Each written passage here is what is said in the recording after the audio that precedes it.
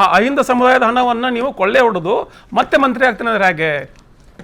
ಶೋಷಿತರ ಧ್ವನಿಯಾಗಿ ನಾವು ನಿಂತ್ಕತ್ತೀವಿ ಅಂದ್ರೆ ಧ್ವನಿ ಮನೆ ಹಾಳಾಗೋಗ್ಲಿ, ನಮ್ ಟ್ಯಾಕ್ಸ್ ದುಡ್ಡು ನಾವು ಪಾಡಿಗೆ ಹೋಗಕ್ಕೆ ನಾವು 100% ಶೋಷಿತರ ಪರವಾಗಿಯೇ ಕೆಲಸ ಮಾಡ್ತಾ ಇದೀವಿ. ಒಂದು ಸರ್ ಹೇಳ್ತಾ ಇದ್ರಿ ನೀವು, ಪ್ರಜಾಸತ್ತಾತ್ಮಕ ವ್ಯವಸ್ಥೆಯಲ್ಲಿ ಒಬ್ಬ ಮಂತ್ರಿಗೆ ಅಥವಾ ಒಬ್ಬ ಶಾಸಕನಿಗೆ, ಒಬ್ಬ MLC ಗೆ, ಒಬ್ಬ MLA ಗೆ ಕಲಾಪ ಸರಿಯಾಗಿ ನಡಿಬೇಕು, ಡಿಸ್ಕಷನ್ ನಾವು ರೆಡಿ ಇದೀವಿ, ನೀವ್ ಯಾಕೆ ರೆಡಿ ಇಲ್ಲ ಅಂತ ಕೇಳುವ ಹಕ್ಕುಗಳು ಆರೋಪಿ ಅಲ್ವಾ ನಜ್ಮಾ ಅವರು? ಆರೋಪಿ ಅಲ್ವಾ? ನಿಮ್ಮ ಪಾರ್ಲಿಮೆಂಟರಿ ಮಿನಿಸ್ಟರ್ ಇಲ್ವಾ? ಹೋರಾಟ ನಡೀತಾ ಇರ್ತಕ್ಕಂಥದ್ದು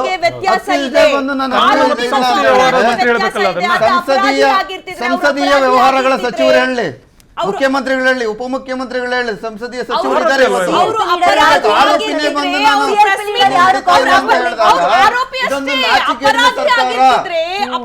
ಇದೊಂದು ನಾಚಿಕೆಗೇಡಿನ ಸರ್ಕಾರ, ಇದು ಅಸಮರ್ಥ ಸರ್ಕಾರ, ಒಬ್ಬ ಅಸಮರ್ಥ ಮುಖ್ಯಮಂತ್ರಿ ಇವತ್ತು ನಡೀತಾ ಇರೋದು. ಅಸಮರ್ಥ ಮುಖ್ಯಮಂತ್ರಿ, ಹೈಕಮಾಂಡ್ ಪಪ್ಪೆಟ್ ಆಗಿರ್ತಾರೆ ಡಿ ಕೆ ಶಿವಕುಮಾರ್. ನನಗೆ ಈ ಪಕ್ಷದವರನ್ನು ಕೇಳಿ ಕೇಳಿ ಕೇಳಿ ನಾನೆಲ್ಲಿ ಪೊಲ್ಯೂಟ್ ಆಗ್ಬಿಡ್ತೀನೋ ಅಂತ ಅನಿಸ್ಬಿಟ್ಟಿದೆ ನನಗೆ.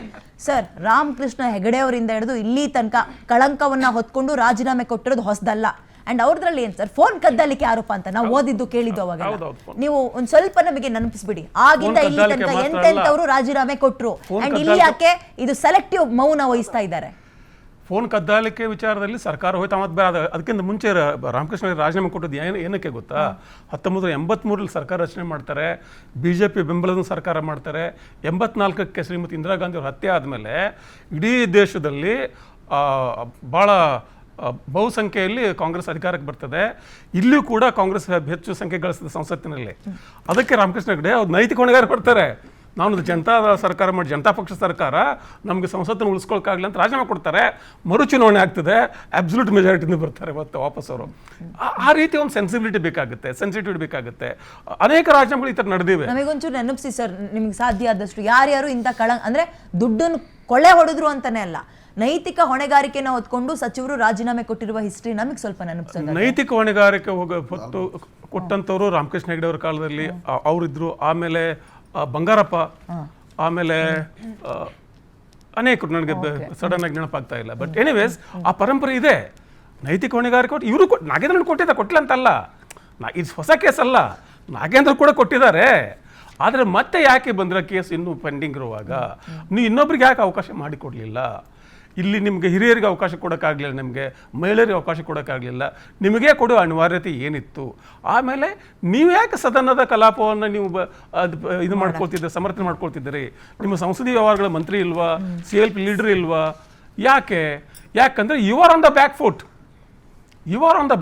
ನಿಮಗೆ ಇದು ಇದಾಗಿದೆ, ನಿಮಗೆ ಅದು ನಿಮ್ಗೆ ಗೊತ್ತಾಗಿದೆ, ಇದು ನಿಮಗೊಂದು ಭಯ ಇದೆ, ನಾನು ರಾಜೀನಾಮೆ ಕೊಡಬೇಕಾಗತ್ತೆ ಅಂತೇಳಿ. ಯಾಕಂದ್ರೆ ಇದು ಆಗದೆ ಹೋದರೆ ಜನರ ಮುಂದೆ DK ಶಿವಕುಮಾರ್ ಸರ್ಕಾರದ ಒಂದು ನೈತಿಕ ನಿಲುಗಟ್ಟಿಗೆ ಧಕ್ಕೆ ಬರ್ತದೆ. ನೈತಿಕ ನಿಲುಗಟ್ಟು ಕಾಂಗ್ರೆಸ್ಗೆ ಅಥವಾ DK ಶಿವಕುಮಾರ್ ಸರ್ಕಾರಕ್ಕೆ ಒಪ್ಕೊಳ್ತೇನೆ ಸರ್. ಎದುರಾಳಿಗಳು ದುರ್ಬಲರಾದ್ರೆ ಎಂತ ಪರಿಸ್ಥಿತಿ ಬರುತ್ತೆ ಅಂದ್ರೆ ರಾಜ್ಯದಲ್ಲಿ ನಾವು ನೋಡ್ತಾ ಇದ್ದೀವಿ. 1 ಸೆಕೆಂಡ್, ಎದುರಾಳಿಗಳು ದುರ್ಬಲರಾದ್ರೆ ಎಂತೆಂತ ಅಸ್ತ್ರವನ್ನು ತಗಬಂದ್ ಇವ್ರು ಜೋಬಿಗೆ ಆಗ್ತಿದ್ದಾರೆ, ಜೇಬಿನ ತೆಗೆದು ಬಿಸಾಕ್ತಾ ಇದ್ರಲ್ಲ ಸರ್ ಬಿಜೆಪಿ ಅವರು. ಶ್ರೀರಾಮುಲು ಇದೇ ವಿಚಾರವಾಗಿ ಪಾದಯಾತ್ರೆ ಮಾಡ್ತೀವಿ ಅಂದ್ರು ರಾಯಚೂರಿಂದ ಬಳ್ಳಾರಿಗೆ. ಎಲ್ಲಿ ಹೋದ್ರು ಅವರು? ಸೆಷನ್ ಬೇಕು ನಮಗೆ, ಅಧಿವೇಶನ ಬೇಕು. ನಿಮ್ಮ ಈ ಕೆಲ್ಸಕ್ಕೆ ಬರ್ದಲ್ಲ ಇರೋ ಚರ್ಚೆಗಳ, ನನಗೆ ಅಧಿವೇಶನ ಬೇಕು ನೆರೆಗೆ, ನನಗೆ ಅಧಿವೇಶನ ಬೇಕು ಬರಕ್ಕೆ, ನನಗೆ ಅಧಿವೇಶನ ಬೇಕು ವಿದ್ಯಾರ್ಥಿಗಳಿಗೆ ಅಥವಾ ಉದ್ಯೋಗವನ್ನ ಬೇಕು ಅಂದವ್ರಿಗೆ ಉದ್ಯೋಗ ಕಟ್ಸಕ್ಕೆ, ನನಗೆ ಅಧಿವೇಶನ ಬೇಕು ರಾಜ್ಯದಲ್ಲಿ ನೀವು ಹೇಳಿರೋ ಇವ್ರು ಕೊಟ್ಟಿರುವಂತಹ ಗ್ಯಾರಂಟಿಗಳು ಸರಿಯಾಗಿ ತಲುಪ್ತಾ ಇಲ್ಲ ಅನ್ನಕ್ಕೆ. ಅದನ್ನು ಬಿಟ್ಟು ಅವರು ರಾಜೀನಾಮೆ ಕೊಡೋ ತನಕ ನಾವು ಮಾಡಕ್ ಬಿಡಲ್ಲ. ಏನ್ರಿ ಇದು ದೊಂಬರಾಟ? ಕೇಂದ್ರದಲ್ಲಿ ಹಂಗಂತೆ, ರಾಜ್ಯದಲ್ಲಿ ಹಿಂಗಂತೆ. ನಮ್ದು ಏನ್ರಿ ಕರ್ಮ? ನಿಮ್ಗಳಿಗೆ ಓಟಾಗಿ ಗೆಲ್ಸಿರೋರ್ದು. ವಿರೋಧ ಪಕ್ಷದ್ರೆ ಹೆದ್ರು ಬೇಕ್ರಿ, ನಿಮ್ಮನ್ನ ತಿರ್ಗಿ ನೋಡಿ ಅವ್ರ ಹತ್ರ ಸೈಡಿಗೆ ಹಿಂಗ ಹಂತ ಕಳಿಸ್ತಾ ಇದಾರೆ. ಯಾಕೆ ಎಚ್ಚೆತ್ಕೋತಾ ಇಲ್ಲ? ಹಿಂಗಾದ್ರೆ 2028ಕ್ಕೆ ನೀವು ಇದ್ದೀರಾ ಅಥವಾ ಇಲ್ವಾ ಅನ್ನಿಸ್ಬಿಡ್ತಾರೆ. ನೋಡಿ ಒಂದ್ ನಿಮಿಷ, ಅದಕ್ಕೋಸ್ಕರನೇ ನಾವು ಈಗ ಅವ್ರಿಗೆ ಬಂದು ಪತ್ರಿಕಾಗೋಷ್ಠಿ ಮಾಡಿರೋಂಥದ್ದು. ನಾವು ತೀವ್ರವಾದಂತ ಪ್ರತಿಭಟನೆ ಮಾಡ್ತಿರೋದ್ರಿಂದನೇ ಈ ನೈತಿಕತೆ ಪ್ರಶ್ನೆ ಎತ್ತಿದ್ರೆ ಆಯ್ತಾ. JDS ಬೇಡಿಕೆ ನೋಡಿ ಸರ್, ಇದು JDSಗೂ ಅವರಿಗೂ ಸಹ ಒಂದು ಜವಾಬ್ದಾರಿ ಇದೆ. ಜೊತೆಲಿ ಇದ್ದಾರೆ, ಇದೀವಿ ಅಂತ ನಾವು ಒಟ್ಟಾಗೇನೆ ಎಲ್ಲದನ್ನು ಮಾಡ್ಬೇಕು ಅನ್ನೋದೇನಿಲ್ಲ. ನಾವು ಅವರ ಒಂದು ಸಹಕಾರ ನಮಗೂ ಇದೆ ಈ ಹೋರಾಟಕ್ಕೆ. ಯಾರ್ಯಾದ್ರೂ ಕೊಡ್ತಾರೆ ಈ ಸಹಕಾರ ಈ ಅನ್ಯಾಯದ ವಿರುದ್ಧ ಖಂಡನೆ ಮಾಡೋದಕ್ಕೆ.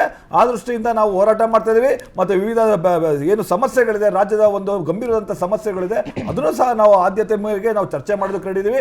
ಆದ್ರೆ ಈ ಸರ್ಕಾರ ದಪ್ಪ ಚರ್ಮದ ಸರ್ಕಾರ ಇದು ಯಾವುದಕ್ಕೂ ಮನ್ನಣೆ ಕೊಡದಲೆ ಸುಮ್ಮನೆ ಕಾಲಹರಣ ಮಾಡಿ ಇದನ್ನ ಸಂಪೂರ್ಣವಾಗಿ ತಳ್ಳ ಅಂತ ಪ್ರಯತ್ನ ಮಾಡ್ತಾ ಇದೆ. ಇದನ್ನ ಮುಂದಾಕುವಂತ ಅಧಿವೇಶನ ಸದನಗಳನ್ನ ವೇಸ್ಟ್ ಮಾಡ್ತಾ ಇದೆ. ಇದನ್ನ ನಿಜವಾಗ್ಲೂ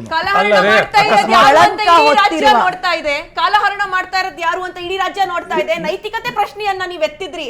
ಡಿಕೆಶಿ ಸರ್ಕಾರಕ್ಕೆ, ಕಾಂಗ್ರೆಸ್ ಸರ್ಕಾರಕ್ಕೆ ನೈತಿಕತೆ ಇರೋ ಕಾರಣದಿಂದಾಗಿಯೇ ಸಿಎಜಿ ಮುಕ್ತವಾಗಿಟ್ಟಿದೀವಿ, RTI ಮುಕ್ತವಾಗಿಟ್ಟಿದೀವಿ. ಆದ್ರೆ ನೀವು PM ಕೇರ್ ಫಂಡ್ಗೆ RTI ನೇ ಗೃಹಲಕ್ಷ್ಮಿ ಹಗರಣದಲ್ಲಿ ಸಿಎಜಿ ರಿಪೋರ್ಟ್ ಬಂದಿದೆ. 5,000 ಕೋಟಿ ಹಗರಣ ಆಗಿದೆ ಅಂತ ಹೇಳಿ 5,000 ಕೋಟಿ ಹಗರಣ ಆಗಿದೆ ಅಂತ ಹೇಳಿ ಸಿಎಜಿ ವರದಿ ಎಲ್ಲಿಂದ ಎಲ್ಲಿಗೆ ನೀವು ಸಾಗಣೆ ಮಾಡಬೇಡಿ. ನೀವು ನಜ್ಮಾರೆ ಕಾಂಗ್ರೆಸ್ ಇದೆಲ್ಲ ಸಮರ್ಥನೆ ಮಾಡ್ಕೊಳ್ತಾ ಇದ್ದಾರೆ.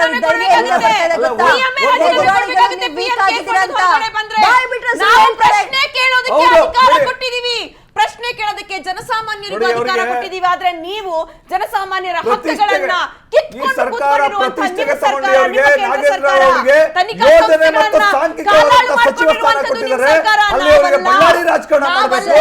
PM ಕೇರ್ ಫಂಡ್ RTI ಯಾಕೆ